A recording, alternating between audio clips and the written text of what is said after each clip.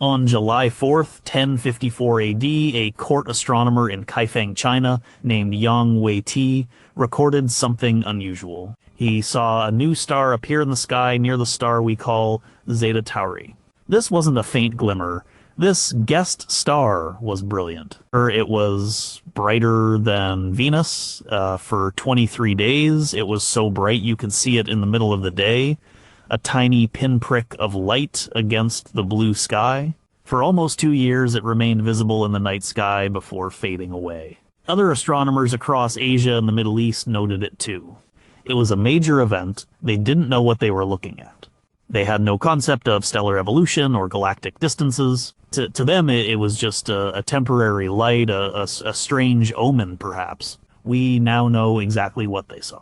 They witnessed a supernova, the explosive death of a massive star. The light from that explosion traveled for 6,500 years to reach Earth that summer. The star had actually died around 5,400 BC. Today we can point our telescopes at that exact spot and see what it left behind. We call it the Crab Nebula. It's a tangled, expanding cloud of gas and dust, more than 10 light years across. At its heart is a pulsar, the collapsed core of the dead star, spinning 30 times a second. But the most important part of this story is what that explosion did. In its final violent moments, the star fused simple elements into heavier ones. It created gold, silver, iron, oxygen, and carbon, all the heavy elements that make up our planet, our bodies, and the air we breathe. The supernova didn't just destroy a star, it scattered the building blocks of life across a vast region of space. A single event witnessed by ancient astronomers was a moment of cosmic creation. The iron in your blood was forged in a moment just like that. Number 20. This planet feels huge, but it's just a starting point. The Earth's rotation is slowing down. Every century, the day gets about 1.7 milliseconds longer. When the dinosaurs lived, a day was only 23 hours long. The planet is not a perfect sphere. Because of its rotation, it bulges at the equator, making it an oblate spheroid. Mount Chimborazo in Ecuador, not Mount Everest, is the point on the Earth's surface farthest from the center. It is easy to think of Earth as big. It is, from our perspective. If you wanted to walk all the way around the equator, it would be a journey of about 24,901 miles. It would take you over a year of non-stop walking. A commercial jet flying at 550 miles per hour would take about 45 hours to circle the globe. These are big, but understandable numbers. We can imagine walking for a year. We can sit on a plane for a whole day. The planet is a container for all our experiences. It holds every person you've ever known, every place you've ever been. It is the setting for all of human history. The first person to get a good handle on its size was a Greek librarian named Eratosthenes back in 240 BC. He noticed that on the summer solstice, the sun was directly overhead in the city of Syene, shining straight down a well. But in his home city of Alexandria, at that same moment, a stick cast a shadow. He measured the angle of that shadow. He knew the distance between the two cities. With some simple geometry, he calculated the circumference of the Earth. He was remarkably close to the real number. He did it with sticks, shadows, and his brain. He proved that we live on a giant ball. For most of human history, this ball was the entire universe. It was all there was. The stars were just lights in a dome above it. But we built tools that extended our senses. We built rockets. In 1990, a spacecraft called Voyager 1 was leaving our solar system. It had been traveling for 13 years at more than 38,000 miles per hour. Before its cameras were shut down to save power, the astronomer Carl Sagan requested it turn around and take one last picture of home. From 4 billion miles away, the camera took a photo. In that photo, Earth is a tiny speck of light, less than a single pixel wide, suspended in a sunbeam. And Sagan called it the pale blue dot. That single image changes your perspective. Our huge world, with all its oceans and mountains, all its people and history, is just a mote of dust in a vast dark room. It's not a criticism, it is just a fact of scale. The journey to understanding the universe starts with this realization. Our home is a finite, measurable, and ultimately very small place. It is our starting block. From here, the distances and sizes will become so large that our minds will struggle to hold them. But we have to start somewhere. We start with the ground under our feet, the big, solid, familiar planet that feels like everything, but is really just the beginning.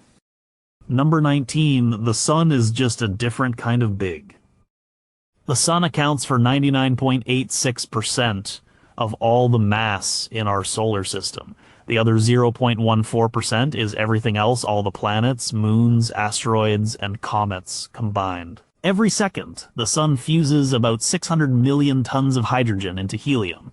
In the process, it converts 4 million tons of matter into pure energy. This is the light and heat we feel on Earth. A single large solar flare can release the energy equivalent to millions of 100 megaton hydrogen bombs exploding at once. We try to comprehend the sun's size with analogies. You could fit 1.3 million Earths inside the sun. That is a common fact, but it doesn't really help. Our brains can't picture 1.3 million of anything clearly. It's just a big number. Let's try distance instead. The sun is about 93 million miles away from Earth. What does that number mean? If you were driving a car at 70 miles per hour, it would take you 152 years to drive to the sun.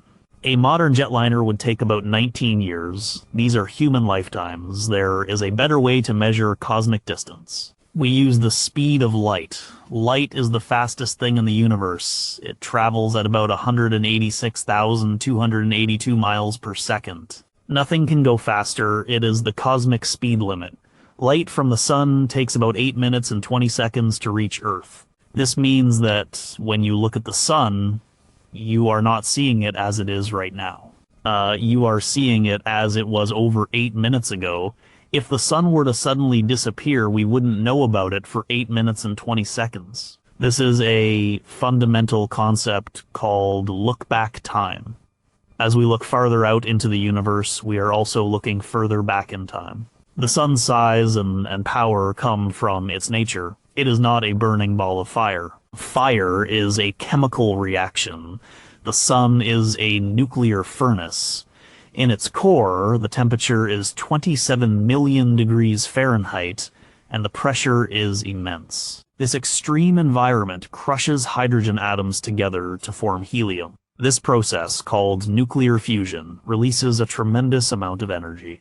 It is the same process that powers a hydrogen bomb, but the sun's version is stable and self-regulating. It has been doing this for 4.6 billion years, and it has enough fuel to continue for another 5 billion years. So the sun is not just big in terms of volume, it is big in terms of mass, energy output, and its influence on everything around it.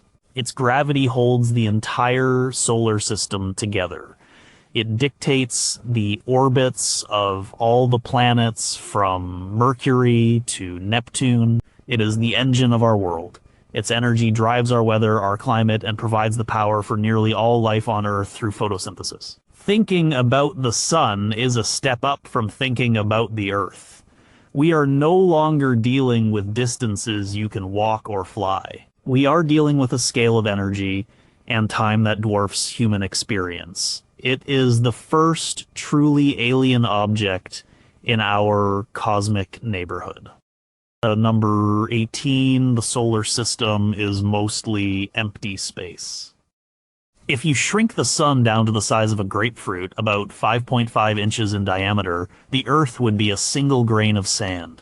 This grain of sand would be orbiting the grapefruit from 50 feet away. Jupiter, the largest planet, would be the size of a large pea, orbiting from 250 feet away, almost the length of a football field. Neptune, the farthest major planet, would be a small bead orbiting more than 1,500 feet away, over a quarter of a mile from the grapefruit sun. The Voyager 1 spacecraft on this scale is now over 8 miles away. This is the most important lesson about our solar system.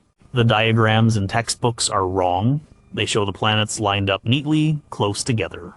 They have to do this to fit them on a page. The reality is that the solar system is defined by its emptiness. The space between the planets is vast, dark, and almost perfectly empty. The planets themselves are tiny, isolated islands in an enormous ocean of nothing. Let's consider the scale. The distance from the Sun to Neptune is about 2.8 billion miles. This is the main planetary region of the solar system, but the solar system doesn't end there. Beyond Neptune is the Kuiper Belt. This is a donut-shaped ring of icy bodies, including the dwarf planet Pluto. It is a junkyard of leftover material from the formation of the solar system. The Kuiper Belt extends out to about 5 billion miles from the Sun. But even that is not the true edge. The Sun's gravitational influence extends much, much farther. Surrounding the entire solar system is a theoretical spherical cloud of trillions of icy objects called the Oort cloud. We have never seen it directly. It is too far and its objects are too small and dark. We infer its existence because long-period comets seem to come from all directions in the sky from this distant reservoir. The Oort cloud is enormous. It might start at 200 billion miles from the Sun and extend out to 10 or 20 trillion miles. That is about halfway to the nearest star. Think about that. The boundary of our own solar system is halfway to the next star system. The two Voyager spacecraft, launched in 1977, are traveling at incredible speeds. Voyager 1 is moving at about 38,000 miles per hour. It officially crossed into what is called interstellar space in 2012. It left the heliosphere, the bubble of charged particles blown out by the Sun. It has been traveling for over 45 years. At its current speed, it would take about 40,000 years for it to reach the Oort cloud, and another 30,000 years to pass through it. This emptiness is hard to comprehend. We are used to a world full of stuff. Air, buildings, trees, people. Space is the opposite. It is a vacuum. The average density of matter in the solar system is incredibly low. If you took all the planets, moons, and asteroids and spread their mass evenly throughout the volume of the solar system out to Neptune's orbit, the density would be trillions of times less than the air we breathe. It is a void punctuated by a few tiny specks of rock and gas. This is the true nature of our cosmic home. It is not a cozy collection of worlds. It is an immense, desolate vacuum with a star at its center. Number 17. The next star over is shockingly far away. The closest star to our Sun is Proxima Centauri. It is part of a 3-star system called Alpha Centauri. Light from the Sun takes 8 minutes to reach us. Light from Proxima Centauri takes 4.24 years to reach us. A single year of light travel is called a light year. So Proxima Centauri is 4.24 light years away. This sounds simple enough, but the number hides a monstrous distance. A light year is the distance light travels in 1 year. Light moves at 186,282 miles per second. There are 31,536,000 seconds in a year.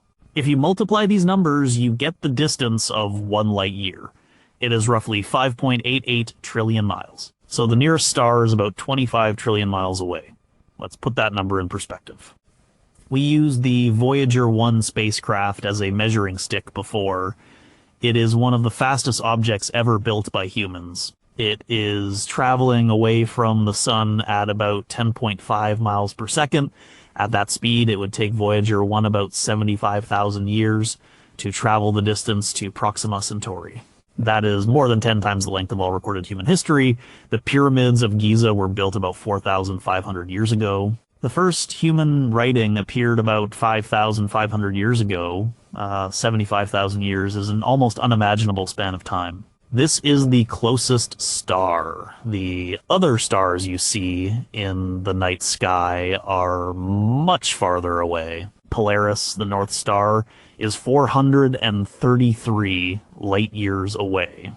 When you look at Polaris, the light entering your eyes left that star in the year 1591. Betelgeuse, the red giant star in the constellation Orion, is about 642 light-years away. The light we see from it tonight left during the Middle Ages on Earth. This vast distance between stars has profound implications. It means that interstellar travel, as depicted in science fiction, is incredibly difficult. Even with theoretical future technologies like fusion rockets that could travel at 1/10 the speed of light, a one-way trip to Proxima Centauri would take 42 years. A round trip would be a human lifetime, and that is just to our nearest neighbor. Traveling to other stars would take centuries or millennia. The emptiness between the stars is even more profound than the emptiness within our solar system. The space between galaxies is millions of times larger still. The universe is not a crowded place. The stars are like tiny campfires separated by immense dark oceans. The average distance between stars in our part of the Milky Way galaxy is about 5 light years. If you were on a planet orbiting Proxima Centauri and looked back at our sun, it would just be another bright star in the sky. You wouldn't be able to see the Earth at all without a very powerful telescope. This realization is a crucial step in comprehending the cosmos. Our solar system is not just an isolated island, it is an island in an archipelago where the distance to the next island is almost incomprehensibly vast. This is why we have never been visited by aliens and why it is so difficult for us to visit other stars. The tyranny of distance is the great rule of the galaxy. Number 16, looking at the sky is looking into the past. The speed of light is finite. It is very fast, but it is not infinite. This simple fact has one of the most profound consequences in all of science. Because it takes time for light to travel, we can never see the universe as it is right now. We only ever see it as it was in the past. Every single thing we see in the sky is a ghost of a past moment. We already touched on this with the sun. We see it as it was 8 minutes ago. The moon is about 1.3 light seconds away. So we see the moon as it was 1.3 seconds ago. This is a tiny delay, but it is real. When the Apollo astronauts were talking to Mission Control in Houston, there was always a noticeable lag in the conversation. The radio waves, which travel at the speed of light, took over a second to make the trip each way.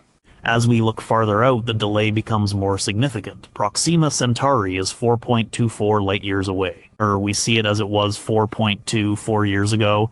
The Andromeda Galaxy is the closest major galaxy to our own Milky Way.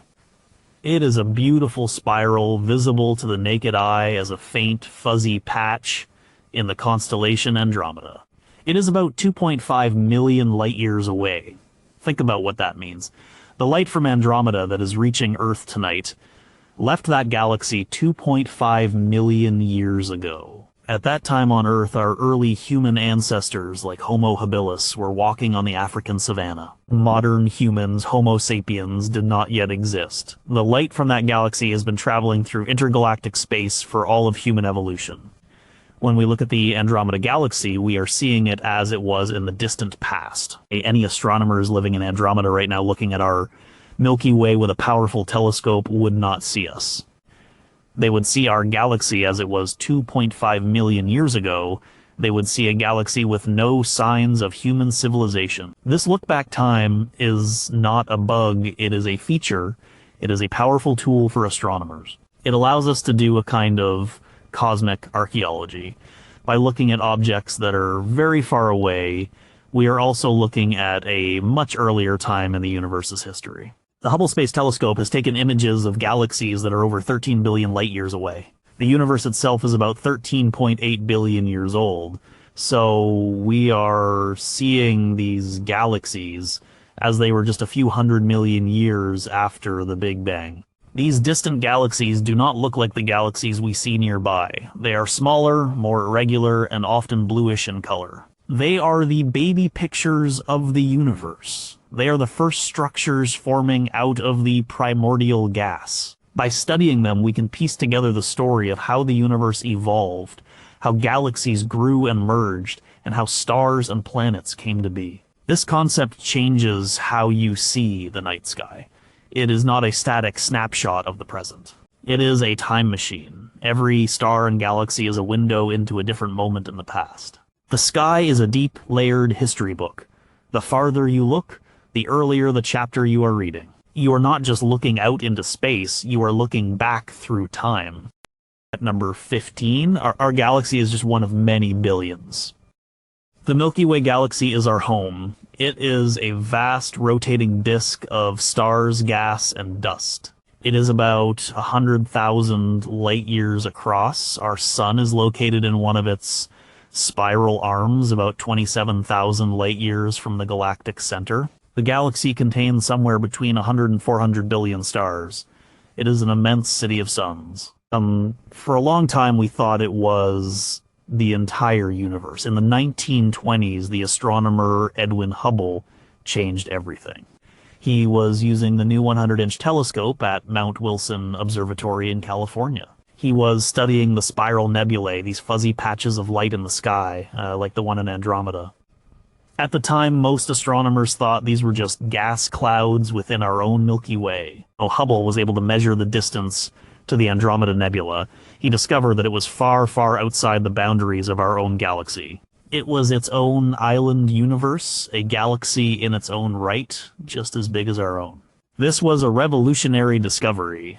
It was like a person who had spent their whole life in one city suddenly realizing that the world was full of other cities, some even larger than their own. The universe was not just one galaxy, it was many, but how many?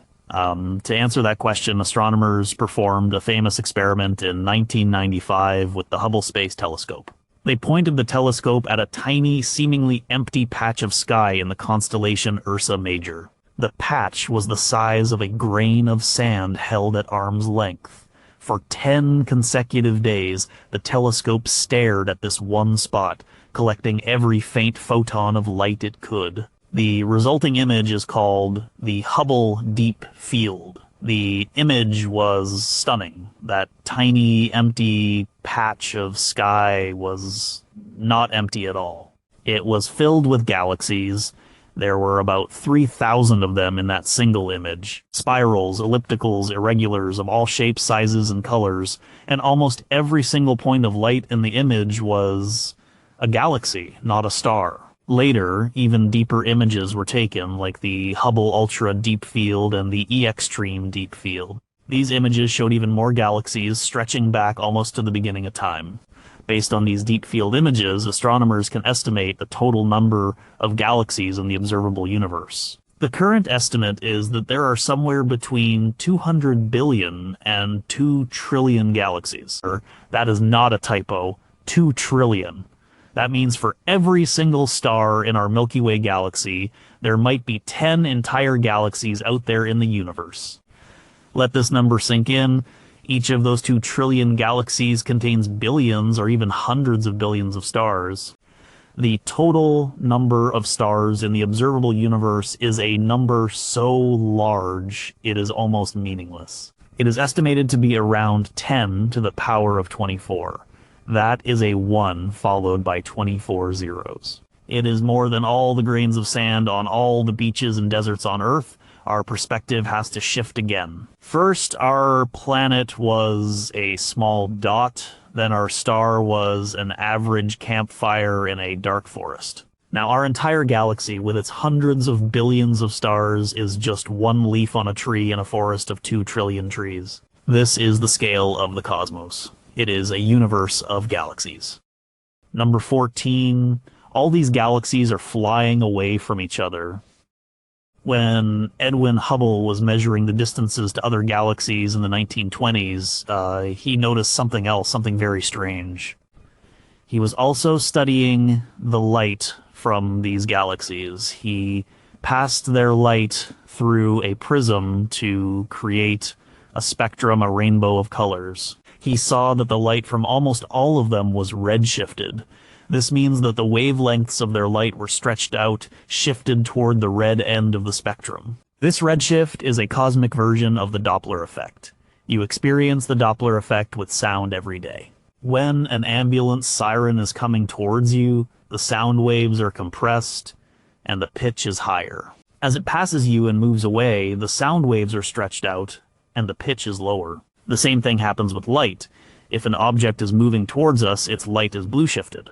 If it is moving away from us, its light is red shifted. Hubble found that not only were most galaxies red shifted, meaning they were moving away from us, but there was a direct relationship between their distance and their speed. The farther away a galaxy was, the faster it was moving away.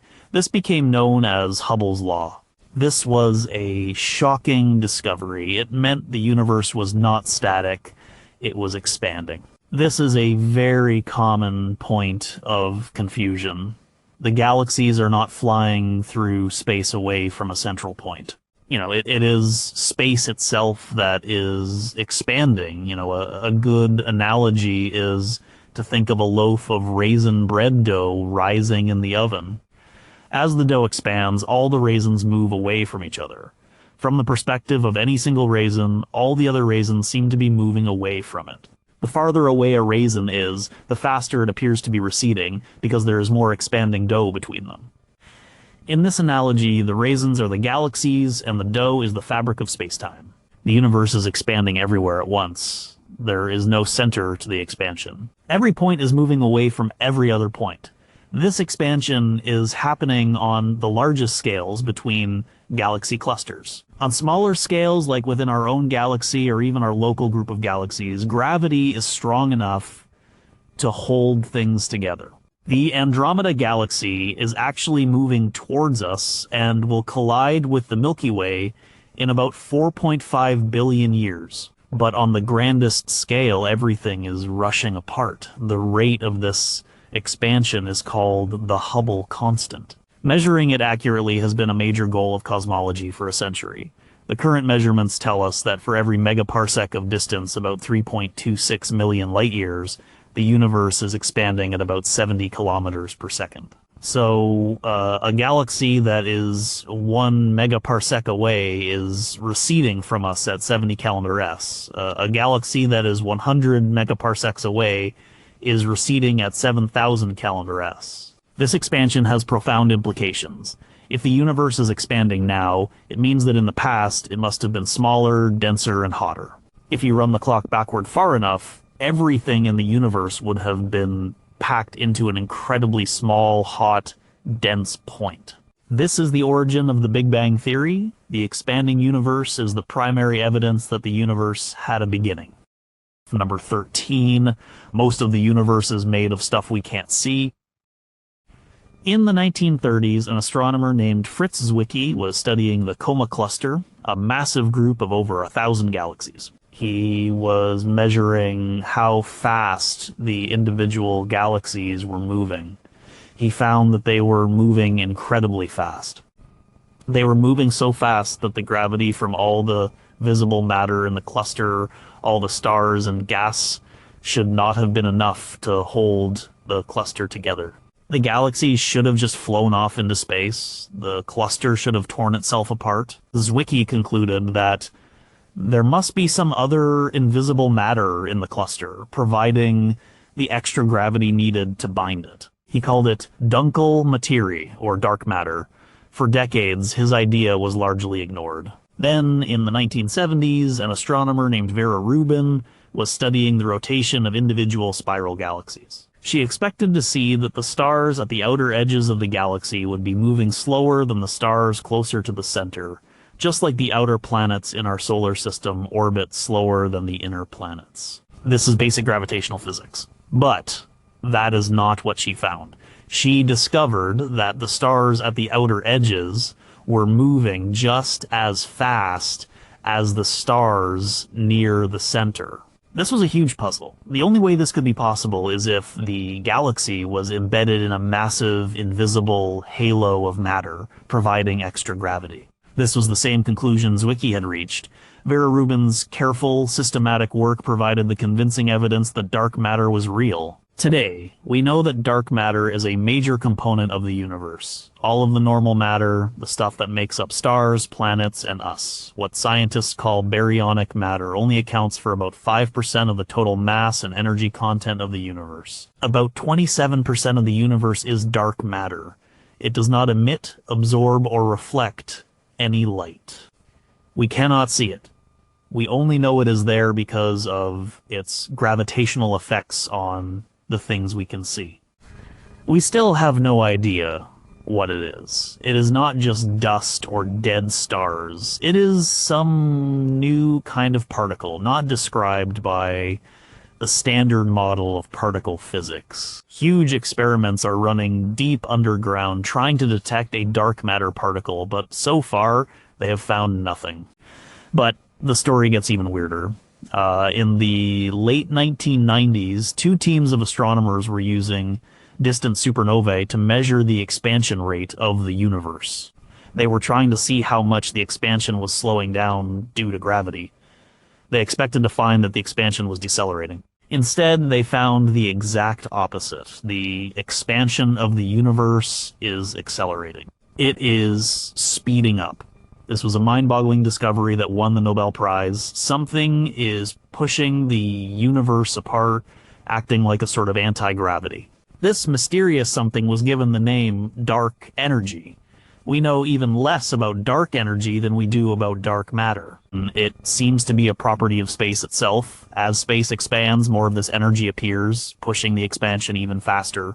Dark energy makes up the remaining 68% of the universe, so let's recap. Everything we can see and understand, the entire periodic table, all the stars and galaxies, makes up only 5% of reality. The other 95% is a complete mystery, 27% is an invisible form of matter holding things together, and 68% is a mysterious energy pushing everything apart. We live in a universe whose fundamental composition is almost entirely unknown to us. The more we learn, the more we realize how little we truly know.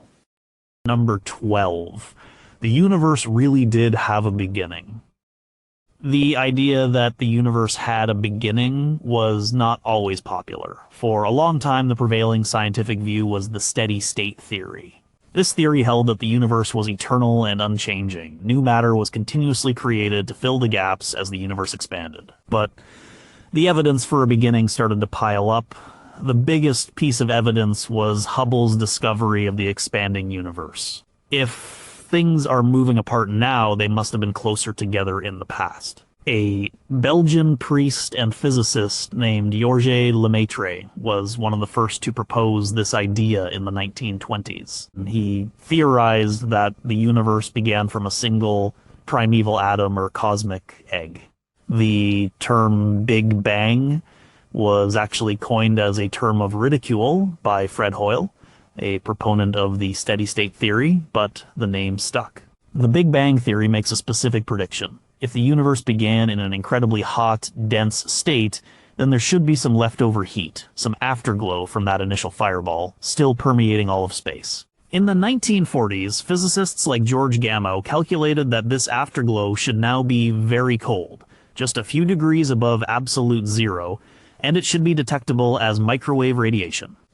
In 1965, two American radio astronomers, Arno Penzias and Robert Wilson, were working at Bell Labs in New Jersey. They were using a large horn-shaped antenna to study radio signals from the Milky Way. But they kept picking up a faint, persistent hiss of static, a background noise that wouldn't go away. It came from every direction in the sky, day and night, no matter where they pointed the antenna. They checked everything. They thought it might be interference from New York City. They even cleaned out pigeon droppings from inside the antenna, but the noise remained. They happened to talk to a group of physicists at nearby Princeton University who were actually building an experiment to look for the very cosmic afterglow that Gamow had predicted. The Princeton group immediately realized what Penzias and Wilson had found. They had accidentally stumbled upon the afterglow of the Big Bang.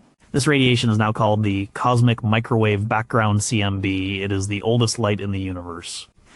It was released about 380,000 years after the Big Bang, when the universe had cooled enough for atoms to form and for light to travel freely. The discovery of the CMB was the nail in the coffin for the steady-state theory. It was direct, observable evidence of the universe's hot, dense past.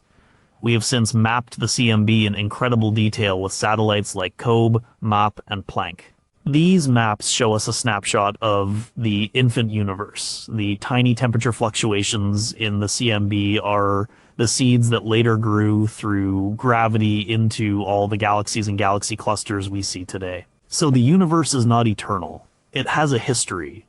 It began 13.8 billion years ago. On that day, all the space, time, matter, and energy in the universe erupted from a state of unimaginable density and temperature. We do not know what caused it, or what, if anything, came before it, but we know with a high degree of certainty that it happened. Our entire cosmic history starts with that single explosive moment. Number 11. So, what happened before the Big Bang? This is perhaps the most profound and difficult question in all of cosmology, and the honest answer is we do not know. Our current laws of physics break down at the moment of the Big Bang.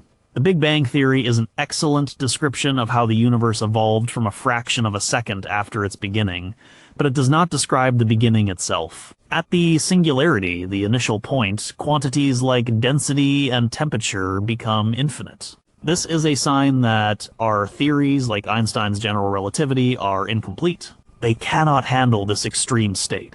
There are some ideas, but they are highly speculative and not yet testable. One idea is that our universe is part of a multiverse.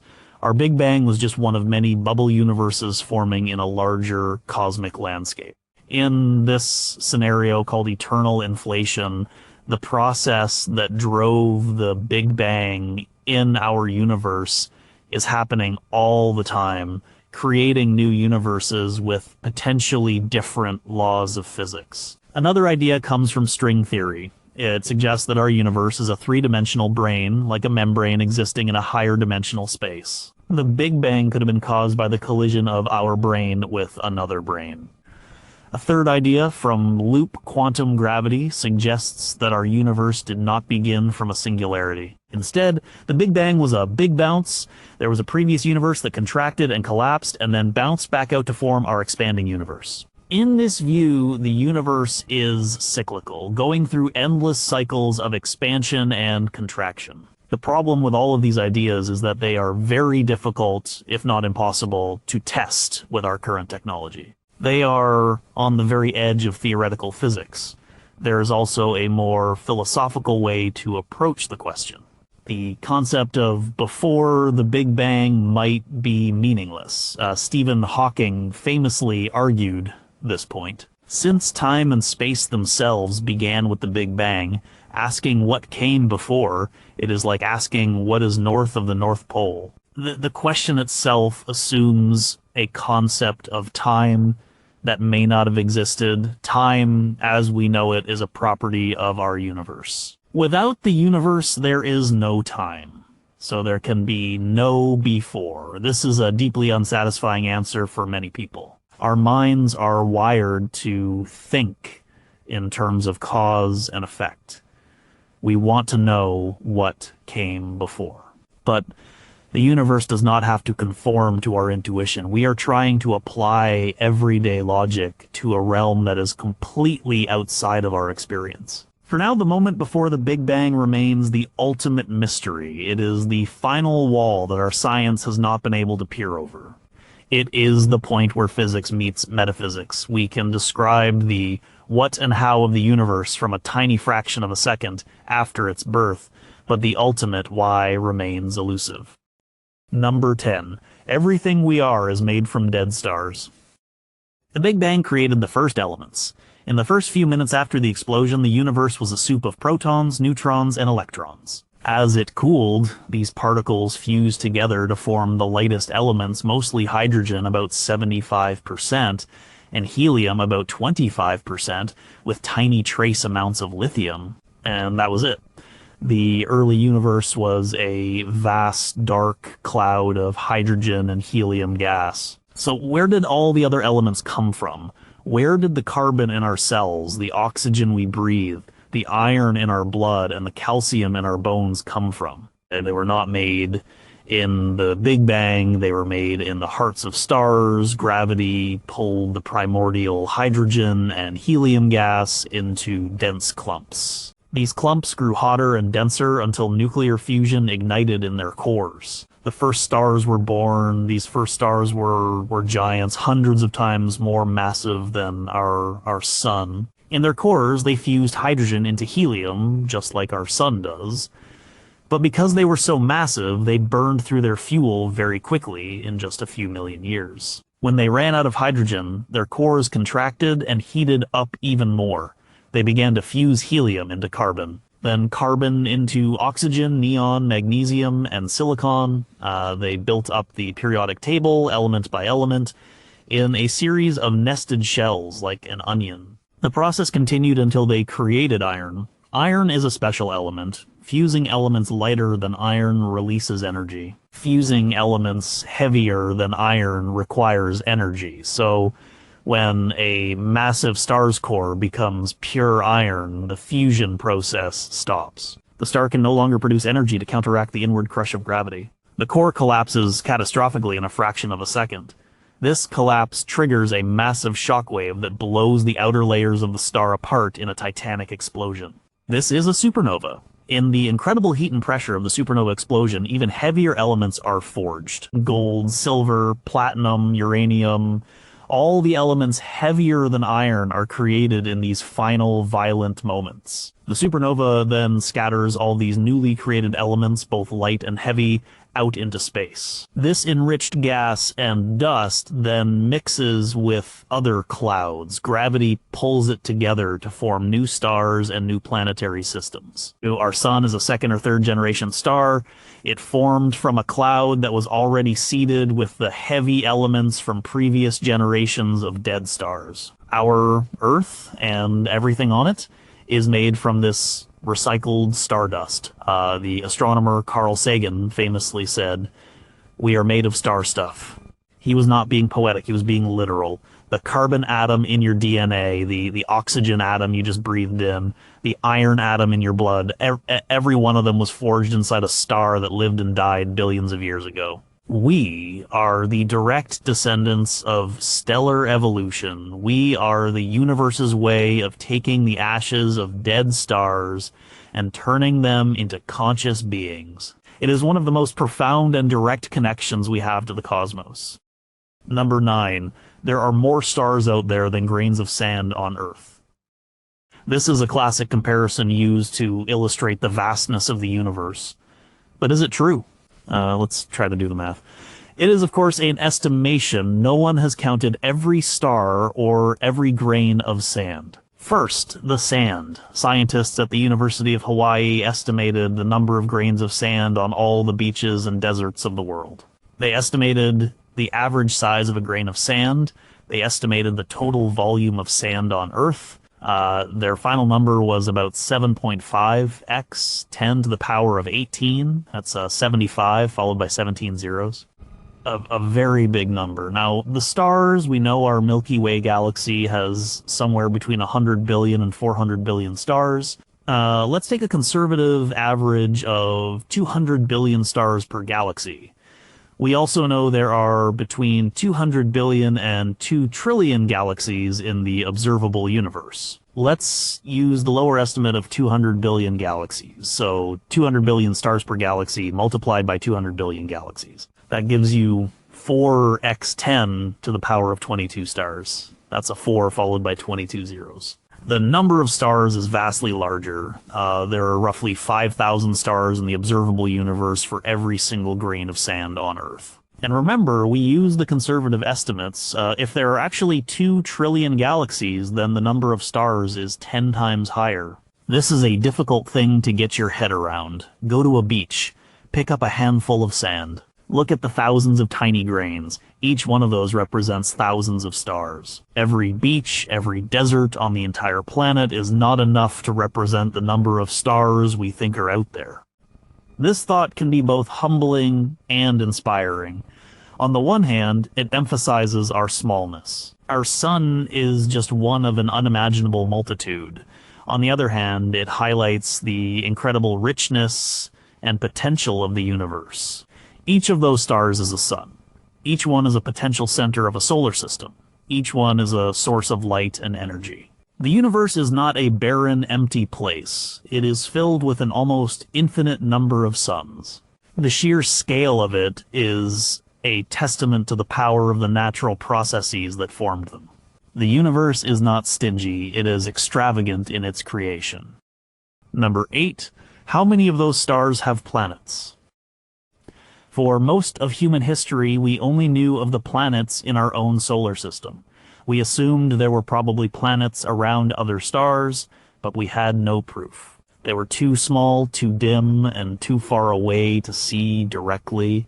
A planet orbiting another star is like a tiny moth flying around a searchlight that is thousands of miles away. Finding them is an incredible technical challenge. That all changed in 1995. Swiss astronomers Michel Mayor and Didier Queloz announced the discovery of the first exoplanet, a planet orbiting a star other than our sun. The planet was called 51 Pegasi b.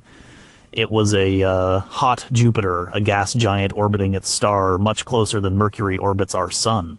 It was discovered not by seeing it directly, but by detecting the tiny wobble its gravity induced in its parent star. This discovery opened the floodgates. In the years since, and especially with the launch of NASA's Kepler Space Telescope in 2009, we have found thousands of exoplanets. Kepler's method was different.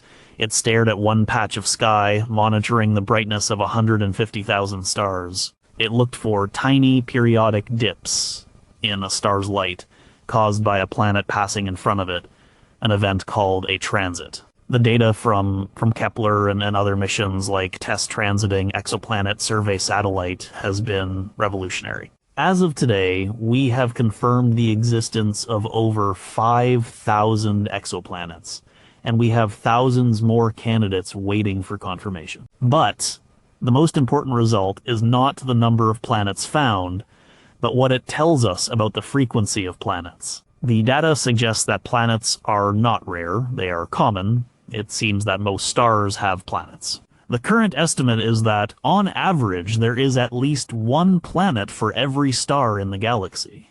Let that sink in. Our galaxy has, let's say, 200 billion stars.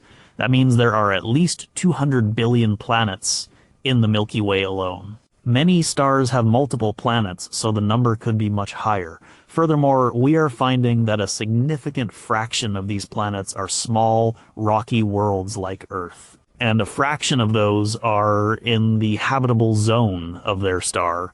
This is the orbital region where the temperature is just right for liquid water to exist on a planet's surface. And liquid water is considered a key ingredient for life as we know it. Current estimates suggest that there could be as many as 40 billion Earth-sized planets orbiting in the habitable zones of sun-like stars and red dwarf stars in the Milky Way. The universe has suddenly become a much more interesting place. We are no longer just looking at stars. We are looking at potential solar systems. We are looking at a galaxy filled with worlds. We don't know what those worlds are like. Most are probably barren rocks or sterile water worlds, but the sheer number of them is staggering. The dice have been rolled billions and billions of times in our galaxy alone.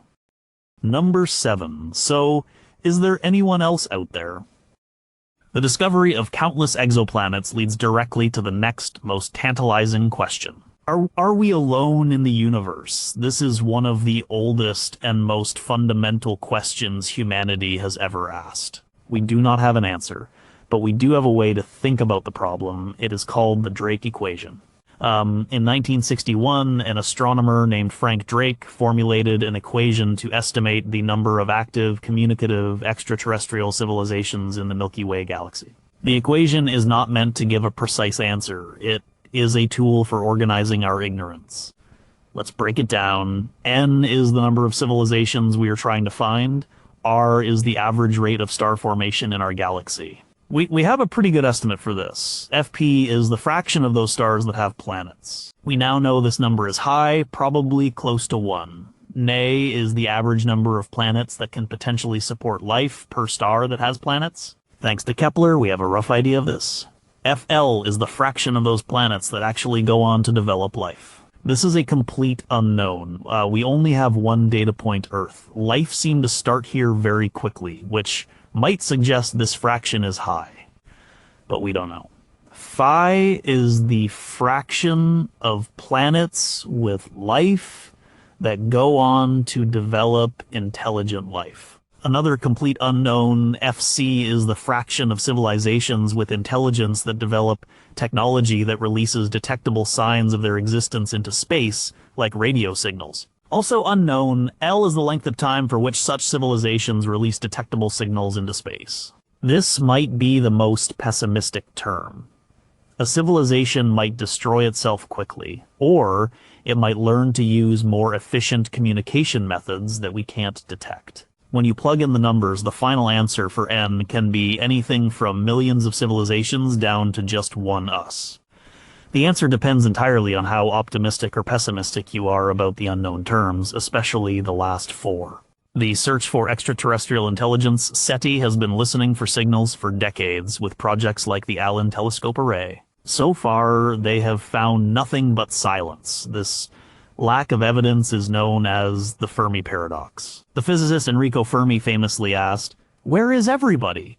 If the galaxy is full of habitable planets and life is common, the galaxy should be teeming with civilizations, some of them billions of years older than us. Why don't we see any evidence of them?" There are many possible solutions to the Fermi paradox. Maybe life is incredibly rare, maybe intelligent life is rare, maybe civilizations inevitably destroy themselves. Maybe they are deliberately hiding from us. Maybe they exist, but they are too far away. Or maybe we are just not listening correctly. We are left in a state of profound uncertainty. The universe appears to be full of the necessary ingredients for life. The planets are there. The chemistry is there. But we don't know if the spark of life is a common occurrence or a 1 in a trillion fluke. We are listening to a silent cosmos, waiting for a signal that might never come. The thought that we might be alone is just as staggering as the thought that we are not. Number 6. Black holes are real and they are not gentle. A black hole is what is left behind when a very massive star dies. If a star is big enough, more than 20 times the mass of the sun, when it collapses at the end of its life, not even the pressure of neutrons can stop the collapse. And gravity wins completely, the star collapses down to a point of infinite density, a singularity. It crushes itself out of existence. Around this singularity is a boundary called the event horizon. This is not a physical surface, it is the point of no return. Once anything, including light, crosses the event horizon, it can never escape. The gravitational pull is too strong. This is why black holes are black. They emit no light of their own. For a long time, black holes were just a theoretical prediction of Einstein's theory of general relativity. Einstein himself was skeptical that they could actually exist, but the evidence for them is now overwhelming. We have detected the gravitational waves from colliding black holes. We have observed stars orbiting a supermassive black hole at the center of our own galaxy. And in 2019, the Event Horizon Telescope collaboration took the first ever direct image of a black hole's shadow, a dark circle surrounded by a glowing ring of hot gas at the center of the galaxy M87. There are 2 main types of black holes. Stellar mass black holes are a few times the mass of the sun and are scattered throughout the galaxy. Supermassive black holes are monsters. They are millions or even billions of times the mass of the sun. We now believe that nearly every large galaxy, including our own Milky Way, has a supermassive black hole at its center. The one at the center of our galaxy is called Sagittarius A, pronounced a star. It is about 4 million times the mass of the sun. Black holes are not cosmic vacuum cleaners. They don't go around sucking things up. Their gravity is just like any other object's gravity. If you replaced our sun with a black hole of the same mass, the Earth's orbit would not change. We would just freeze to death. The danger is in getting too close. If you were to fall into a black hole, the experience would be strange and fatal. Or as you approached, the tidal forces would become extreme. The gravity at your feet would be so much stronger than the gravity at your head that it would stretch you apart like spaghetti. This process is graphically called spaghettification. From the perspective of an outside observer, something different would happen. As you fell towards the event horizon, your clock would appear to slow down due to time dilation. You would seem to move slower and slower, and your light would get more and more redshifted. You would appear to freeze at the event horizon, fading away over an infinite amount of time. You would never actually be seen crossing it, but from your own perspective, you would cross the event horizon in a finite amount of time and be crushed at the singularity moments later. Black holes are where our understanding of physics truly breaks down. They are rips in the fabric of space-time itself. Number 5, time and space are not what they seem. Our everyday experience tells us that time flows at a constant rate for everyone. A second is a second. A minute is a minute. Space is a fixed, three-dimensional stage on which the events of the universe play out. This is the world of Isaac Newton, and for most practical purposes, it is correct. But it is not the full story. In 1905, a young Albert Einstein published his theory of special relativity. It was based on two simple postulates. First, the laws of physics are the same for everyone in uniform motion. Second, the speed of light in a vacuum is the same for all observers, no matter how fast they are moving. The consequences of these two ideas are bizarre and counterintuitive. One consequence is that time is not absolute. It is relative. The faster you move through space, the slower you move through time. This is called time dilation. It is a real measurable effect. GPS satellites in orbit around the Earth are moving very fast. Their onboard atomic clocks actually run slightly slower than clocks on the ground. If engineers did not correct for this relativistic effect, the entire GPS system would fail within a day. Another consequence is that space is not absolute. The faster you move, the more contracted space becomes in the direction of your motion. This is called length contraction. 10 years later, in 1915, Einstein expanded his theory into general relativity. This is a theory of gravity. Einstein's great insight was that gravity is not a force, as Newton thought. Gravity is the curvature of space-time. Mass and energy tell space-time how to curve. And the curvature of space-time tells mass and energy how to move. A good analogy is a bowling ball on a trampoline. The bowling ball, a massive object like the sun, creates a dip in the trampoline space-time. A marble, a smaller object like the Earth rolling nearby, will have its path bent by this dip. It will orbit the bowling ball. This is gravity. General relativity predicts some strange phenomena that have all been confirmed by observation. One is gravitational lensing. A massive object, like a galaxy cluster, can bend the light from a more distant object behind it. It acts like a lens, creating distorted or multiple images of the background object.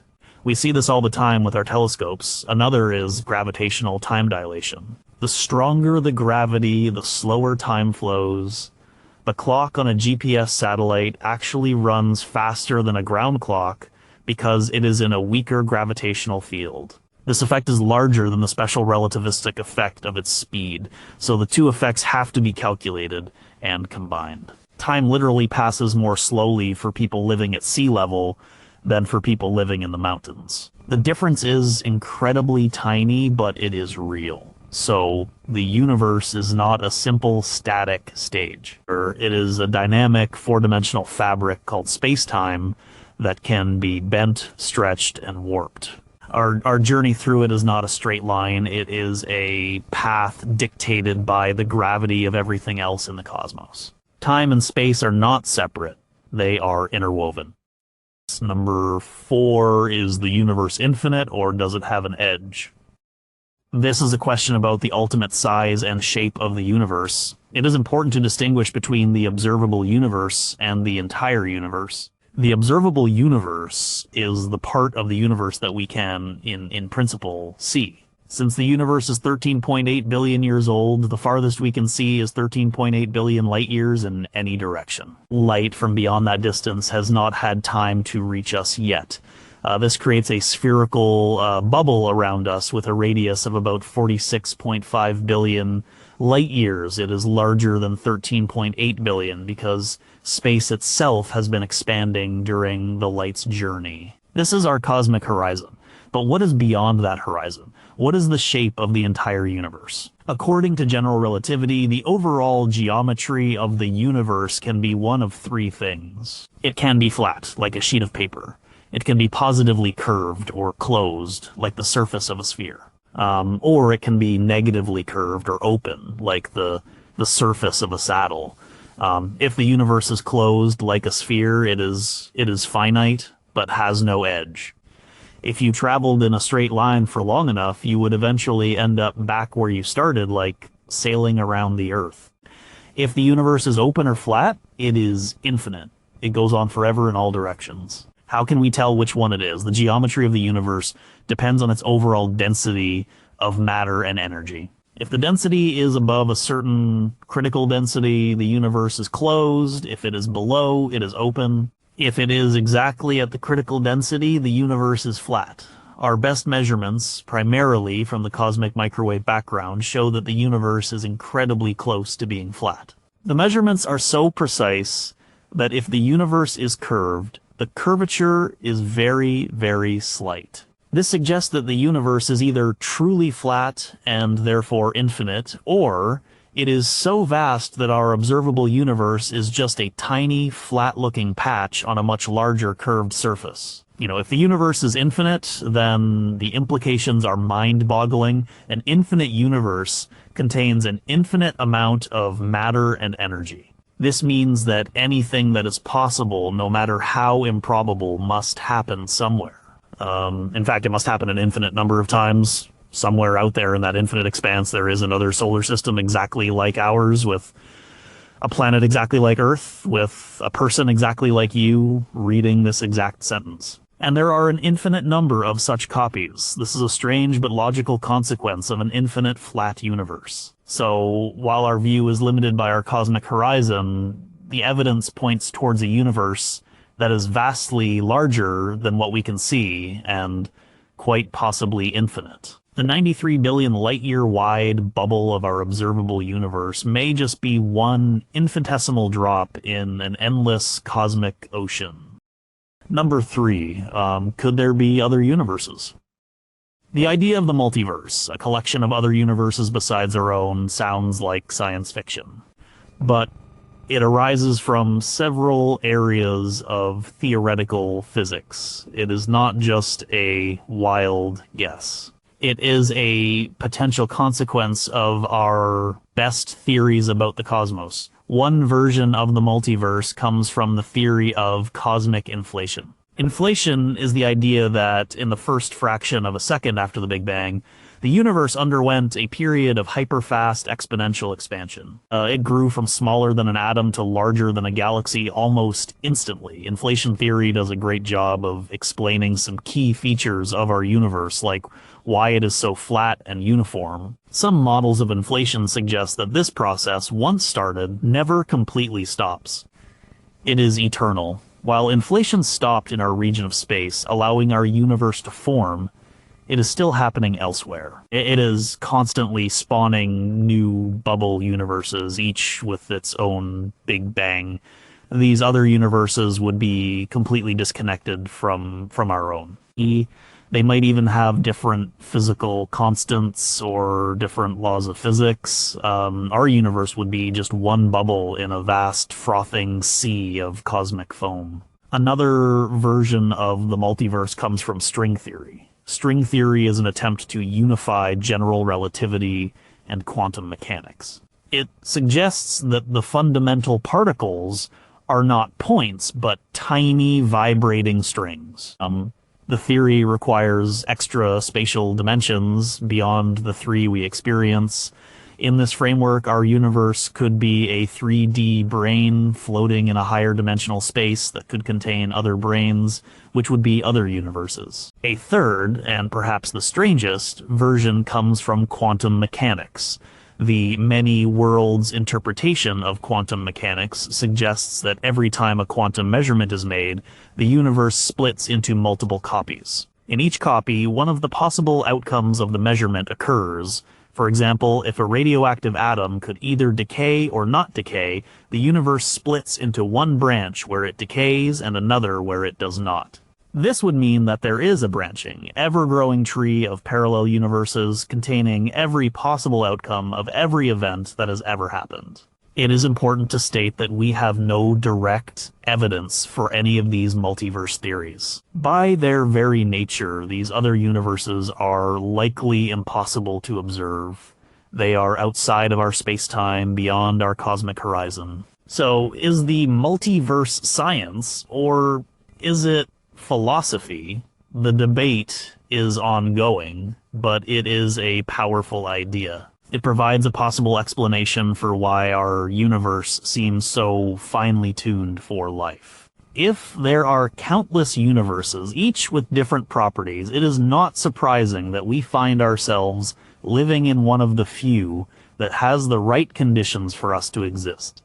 It is like a cosmic lottery. If you have enough universes, one of them is bound to hit the jackpot. Number 2. How does it all end? Just as the universe had a beginning, it will also have an end.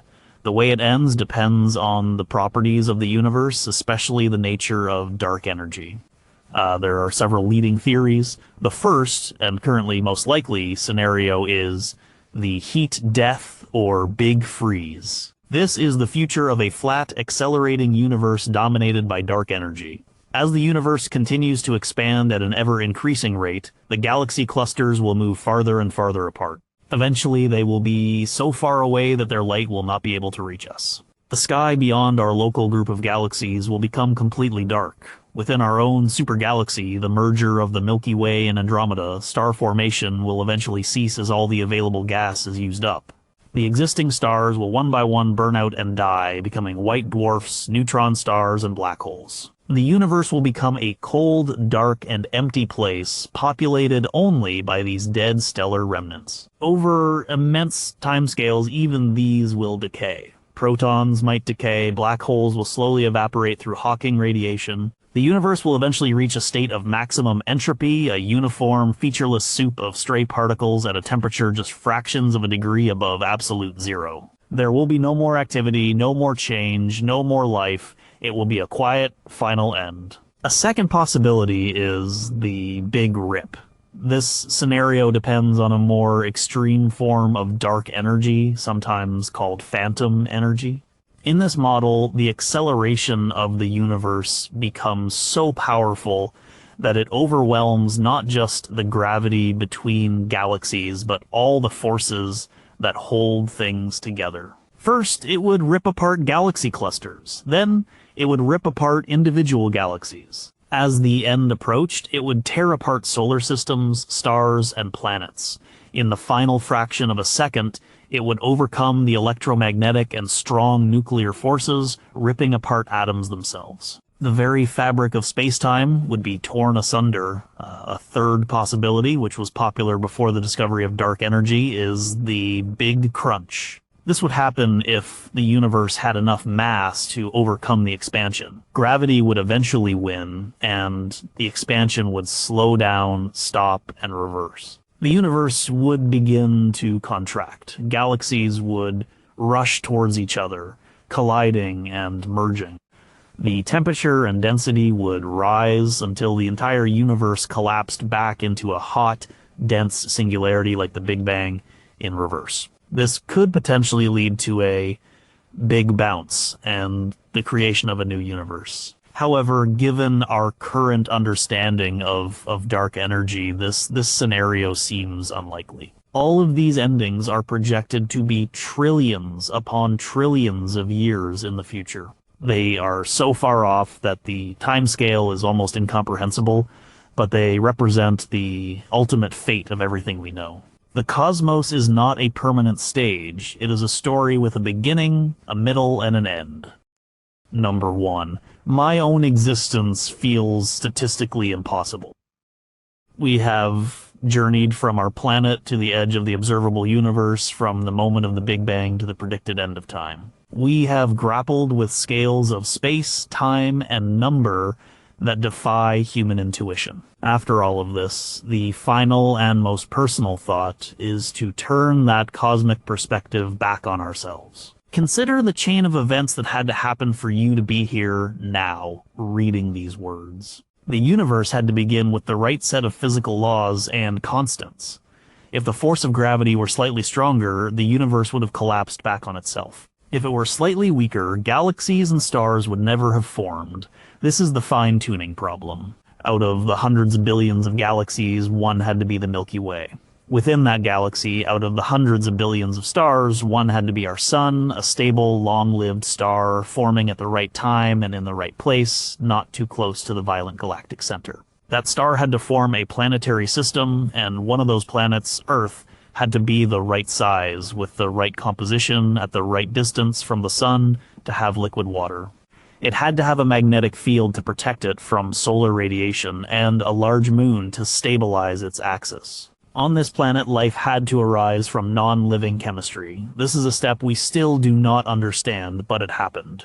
That life had to survive for nearly 4 billion years through mass extinctions, asteroid impacts, and ice ages. Or it had to evolve through countless forms, from single cells to complex animals. Then a specific lineage of primates had to evolve into intelligent, self-aware beings. Within that species, a long line of your ancestors had to survive, meet, and reproduce generation after generation for hundreds of thousands of years. Any single break in that chain, and you would not be here. And all of this is built from the ashes of dead stars.